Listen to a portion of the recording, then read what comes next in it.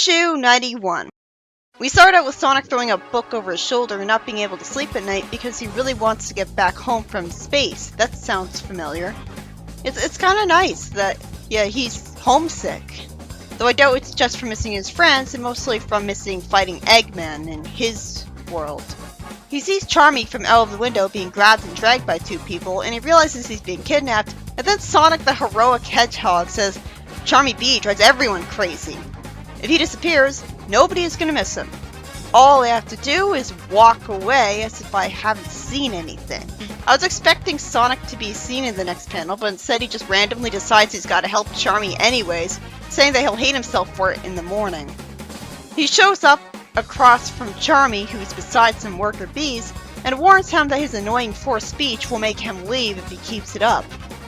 Why hasn't Charmy stopped with that, since it's obviously annoying his friends?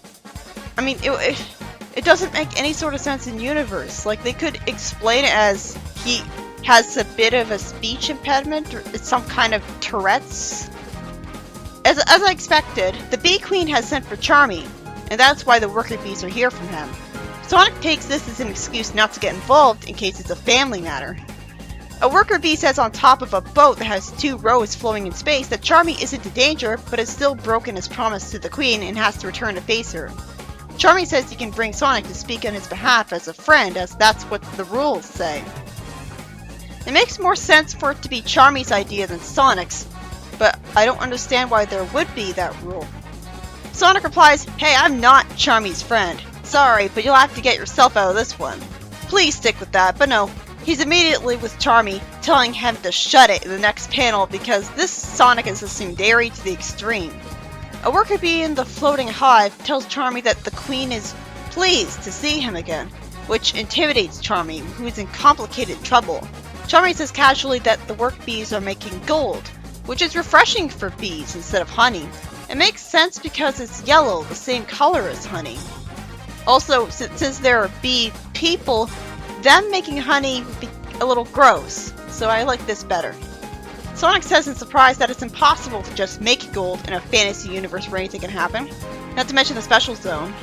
Charmy says that the worker bees who were leaving the hive when they had arrived searched the special zone for ingredients for gold.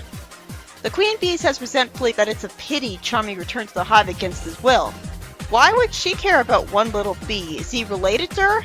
Is he a prince like an Archie? But that let a Sega character have relatives, and we can't have that in a comic that takes no risks. Oh, good!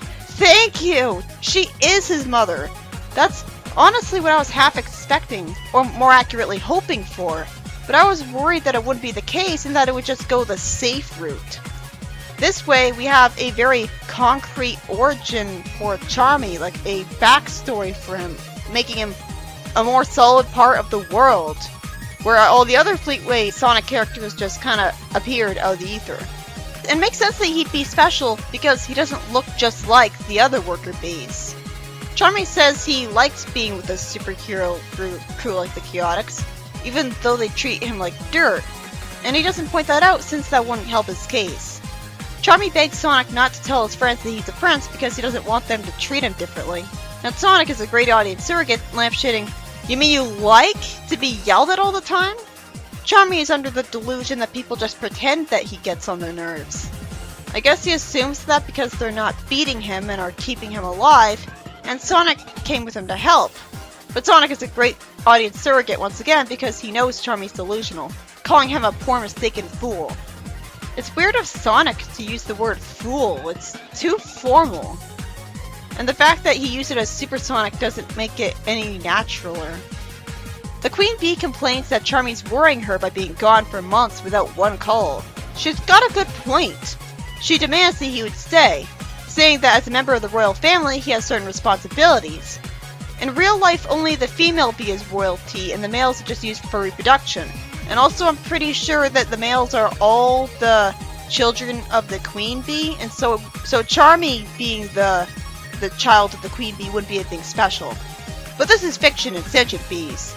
She's certainly less unrealistic than Charmy's mother in the Archie comic, who held no grudge against him and didn't try to get him back for abandoning her, and he chose to come back to Golden Hive by himself. Here, we actually get to see Golden Hive as a place that's really unique, rather than just a field. Just before she could be called out on, a worker bee tells her that the wasps have returned to attack the hive. In the next story, we see the Special Zone, and the text box says that even in New Tech City, the sight of a pirate ship is a little unusual. Well, it's old tech, and the city is new tech. Captain Plunder says that Filch had a great idea in attaching a star post to his new ship. So this lets him become a zone hopper, and Filch hopes that this will make them become the most feared pirates in history. Plunder wants to start bleeding the zone dry as soon as his press gang wrestles some new crew members in the place.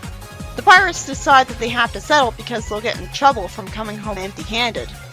So they go after a green guy who reminds me of Grimer, who still has got no explanation for looking so weird, by the way.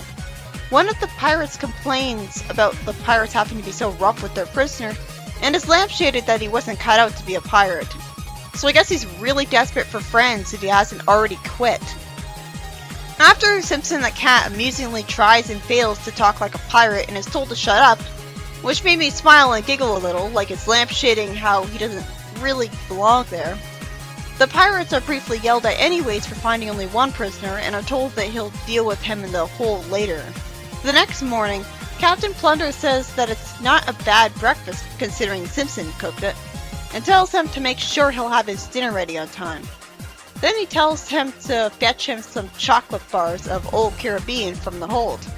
He tells Simpson to stop acting weird by eating a fish skeleton. I mean, he is a magical cartoon creature after all, so it makes sense that he could be just fine. And one of the pirates tells Simpson to drop dead for cheerfully greeting him. Why does he put up with that kind of irrational abuse? He notices that the tied-up guy had eaten the chocolate bars, and tries to pathetically threaten him that the pirates will be hearing from his solicitor. He should have said lawyer. I hate this guy already.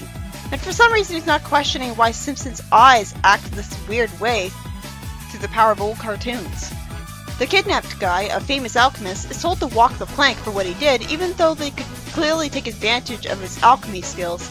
And he jumps into the sea, telling him they'll regret this, and as he's threatened by sharks, he wants to reach his transforming serum from his inside pocket.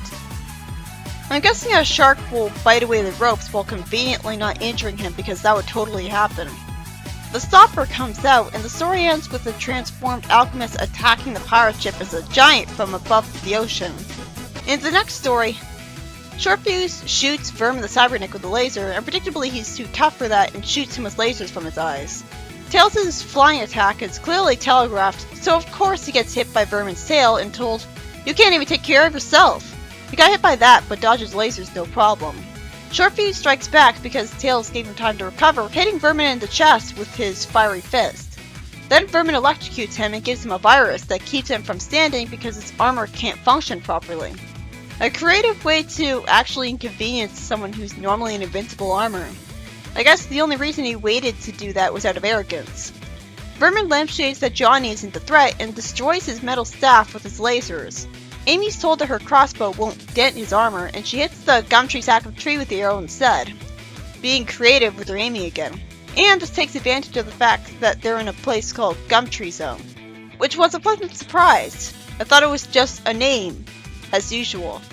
Out of nowhere, it's revealed that the gum melts Vermin's armor a little, causing him to fly back to Eggman for repairs. Amy explains that she remembered that the Gumtree fruit contains an acid gum that's corrosive to metal.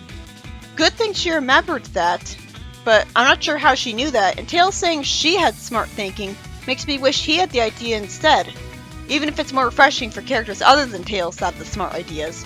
But the big problem is Tails doesn't have intelligence and engineering skills and has nothing to replace them with, so it just looks less useful for no reason. Shortfuse is brought to the Emerald Hill workshop, so it's an Emerald Hill, and Techno says that she'll be draining the computer virus from the system for a few days. The story ends with Amy and Tails being nice to him. The first two stories were by Nigel Kitching, and the first one is about Charmy, who's the prince of a hive just like in Archie, being told to stay there by his worried mother who he hasn't called for days because this mother is written more realistically than Charmy's very lenient parents in Archie, who never sent anyone after him as far as we know. I'm really impressed that they had the guts to give a Sonic character relatives in this comic finally. The second story was about Captain Plundo traveling to the Special Zone with a star post in his ship, and his new crewmate is an alchemist who transforms himself into a giant, which is a concept that we already saw. And the third story is by Lou Stringer, and it's about Shortfuse getting a debilitating computer virus from Vermin, who gets delayed by Amy shooting an arrow to make corrosive acid gun from a gum tree fall on him, and he's forced to retreat for repairs.